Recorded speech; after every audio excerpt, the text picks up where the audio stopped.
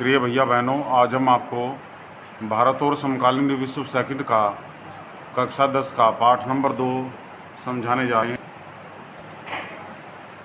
पाठ नंबर 2, भारत में राष्ट्रवाद। भारत में राष्ट्रवाद जो पाठ है, पाठ नंबर 1 में हमने पढ़ा था। यूरोप की कहानी हमने पढ़ी थी, लेकिन इस पाठ में यूरोप में नहीं जाना हमें, बल्कि ये पाठ पूर्ण रूप से अपने भारत देश के ऊपर आधारित है। और भारत देश में भी जो हमारा स्वतंत्रता संग्राम हुआ और विशेषकर गांधी जी के ऊपर ये पाठ आधारित है। ये आप चित्र में देख सकते हैं। राष्ट्रीय आंदोलन के दौरान सड़कों पर इस तरह के बड़े जुलूस आम बात थी। इसका जो पहला टॉपिक शुरू होता है, पहला विशुद्ध खिलाफत और असहयोग आंदोलन। बात शुरू होती है पहले विशुद्ध से। जब 1914 से 1918 के बीच में पहला विश्व शुरू हुआ, अंग्रेज़ों ने गांव में सिपाहियों की जबरन भर्ती किया गया और उन्हें विश्व युद्ध की आग में झोंक दिया गया।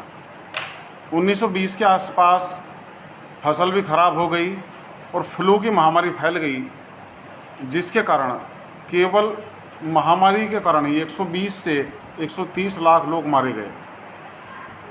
लोगों को उम्मीद थी कि युद्ध खत्म होने के बाद उनकी मुसीबतें कम होंगी, लेकिन ऐसा नहीं हुआ। ऐसे समय में महात्मा गांधी, जो कि दक्षिण अफ्रीका रहा करते थे, जनवरी 1915 में भारत लौटे। क्योंकि दक्षिण अफ्रीका में ये चित्र दिखाई दे रहा है दक्षिण अफ्रीका का, वहाँ भी महात्मा गांधी ने काले और गोरों के जो संघर्ष चल रहा था, उसमें काले लोगों को वहाँ पर न्याय दिलाया। अब वो भारत लौट चुके थे, एक बैरिस्टर थे और अंग्रेज़ों की सरकार से लोहा लेना चाहते थे। गांधी जी ने सबसे पहले अपने जो सत्याग्रह आंदोलन चलाया, वो बिहार के चंपारण इलाके में 1917 में चलाया। वहाँ पर बागान व्यवस्था की दमनकारी नीतियाँ चल रही थी, जो किसान लोग उसमें पिस रहे थे। किसानों का उन्होंने साथ दिया, उन्हें संघर्ष के लिए प्रेरित किया। 1917 में ही वो गुजरात के खेड़ा में किसानों के सत्याग्रह के आंदोलन के लिए जुट गए, जो आंदोलन सरदार वल्लभ भाई पटेल ने वहाँ पर चला रखा था।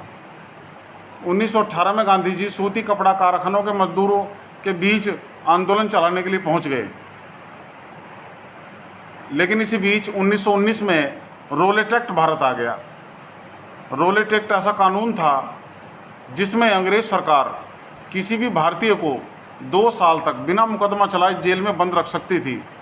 इस कानून का भारत में बहुत ही ज़्यादा विरोध हुआ। इस आंदोलन का क्या प्रभाव पड़ा, ये कल पढ़ाएंगे।